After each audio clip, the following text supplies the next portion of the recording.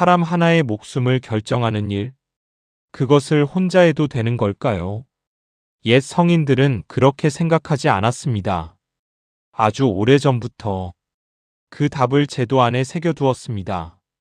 지금으로부터 3000년 전, 주나라의 제도를 기록한 책, 주례. 그 안에 이런 원칙이 있었습니다. 목숨이 걸린 판결 앞에서는 3번을 물어야 한다. 삼자, 자라는 글자 안에 칼이 들어 있습니다. 그러나 찌른다는 뜻이 아닙니다. 속까지 파고들어 캐묻는다는 뜻입니다.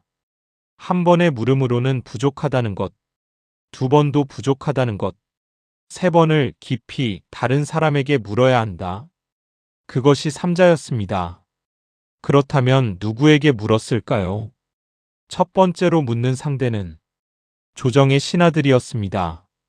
군신, 나라를 함께 이끄는 사람들에게 이 죄가 죽음에 마땅한가, 그렇지 않은가를 물었습니다. 왕 혼자 결정하지 않았습니다. 아무리 현명한 왕이라도 혼자 보는 것은 한쪽 눈으로 보는 것과 같다고 성인들은 생각했습니다.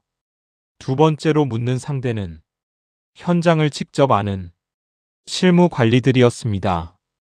군리, 이론을 아는 사람과 현장을 아는 사람은 다릅니다. 같은 사건도 현장을 아는 사람의 눈에는 전혀 다르게 보일 수 있습니다. 책상 위의 서류가 현장의 진실과 같은지를 다시 따지는 것이었습니다. 세 번째로 묻는 상대가 가장 놀랍습니다. 만민, 평범한 백성들이었습니다. 성문 앞에 방을 붙이고 길 가던 농부를 불러 세워 물었습니다. 그 이름 없는 한마디가 왕의 칼날을 멈추게 했습니다. 3000년 전에 이미 그렇게 했습니다. 왜 백성들에게까지 물었을까요? 신하는 권력의 눈으로 봅니다. 관리는 서류의 눈으로 봅니다. 그러나 백성은 삶의 눈으로 봅니다. 그 사람이 평소에 어떤 사람이었는지, 그 마을에 무슨 일이 있었는지, 오랜 원한이 있었는지 없었는지, 그런 것들은 서류에 없습니다. 가장 낮은 곳에 사는 사람이 가장 많은 것을 보고 있을 때가 있습니다. 그 목소리가 빠지면 판결은 절반밖에 보지 못한 것입니다. 그렇다면 조선에는 이 원칙이 없었을까요? 없지 않았습니다. 있었습니다. 이름이 달랐을 뿐입니다. 삼복제, 복이라는 글자는 뒤집는다는 뜻입니다. 다시 살핀다는 뜻이지요. 사형 판결은 반드시 3번을 뒤집어 살펴야 한다. 경국대전에 명시된 원칙이었습니다. 조선을 세운 사람들이 법전에 새겨놓은 약속이었습니다. 그 절차를 따라가 보겠습니다. 사건이 발생하면 먼저 고을 사또가 심리합니다. 사또가 사형이 마땅하다 판단하면 판결문이 관찰사에게 올라갑니다. 관찰사는 다시 살펴봅니다. 관찰사도 동의하면 한양의 형조로 올라갑니다. 형조는 조선의 법무부입니다. 형조에서 다시 검토합니다. 그리고 마지막으로 임금에게 올라갑니다. 임금이 직접 판결문을 읽고 제가합니다. 임금의 도장 없이는 사형을 집행할 수 없었습니다. 사람 하나의 목숨이 그만큼 무거웠습니다. 이 제도를 가장 진지하게 실천한 임금이 있었습니다. 정조였습니다.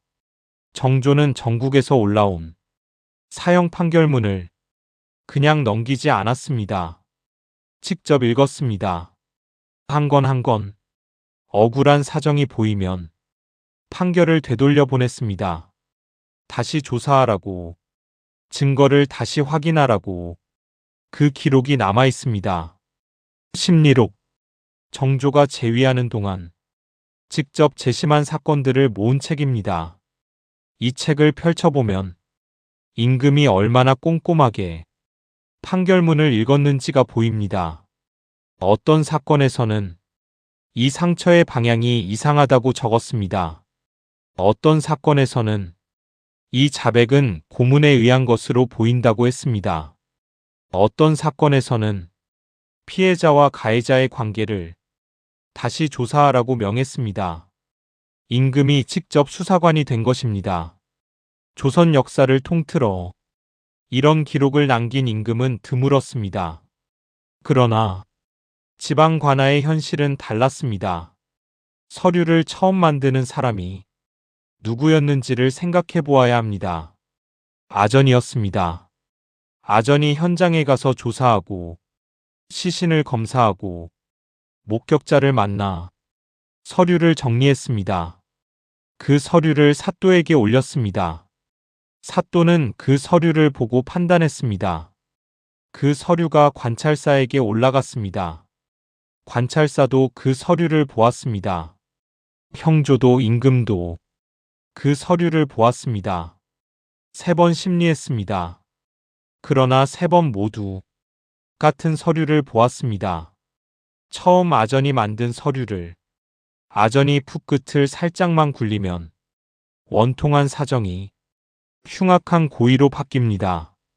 종이 한 장이 관찰사를 속이고 형조를 속이고 종국에는 임금의 눈까지 가립니다. 만약 그 아전이 게을렀다면, 만약 그 아전이 뇌물을 받았다면, 첫 번째 서류가 틀렸다면 3번의 심리는 모두 틀린 것 위에서 이루어지는 것입니다. 다사는 강진으로 내려오는 길에 지방 감옥을 보았습니다. 억울하게 갇힌 사람들을 보았습니다. 그들이 억울한 것은 법이 없어서가 아니었습니다. 삼복제도 있었고 심리록도 있었습니다. 억울한 것은 첫 번째 조사가 틀렸기 때문이었습니다. 그리고 그 틀린 조사를 아무도 의심하지 않았기 때문이었습니다. 그래서 다사는 썼습니다. 3000년 전 주나라의 원칙과 정조 임금의 기록을 나란히 펼쳐놓고 3번 심리하는 것으로 충분하지 않다고, 첫 번째 조사가 올바르지 않으면 3번이 아니라 30번을 해도 억울한 사람이 나온다고, 관리들이여 현장으로 가라. 서류가 아니라 사람을 보라. 징검다리가 3개 있어도 첫 번째 돌이 물속에 잠겨 있으면 건널 수 없습니다. 다산이 보고 싶었던 것은 돌의 숫자가 아니었습니다. 그 첫 번째 돌이 제대로 박혀 있는지였습니다. 다음 화에서는 형벌 그 자체의 역사를 들여다봅니다. 살갗을 베고 몸을 훼손하던 것들이 왜 조금씩 바뀌어 왔는지, 5가지 형벌에 담긴 긴 눈물의 역사입니다.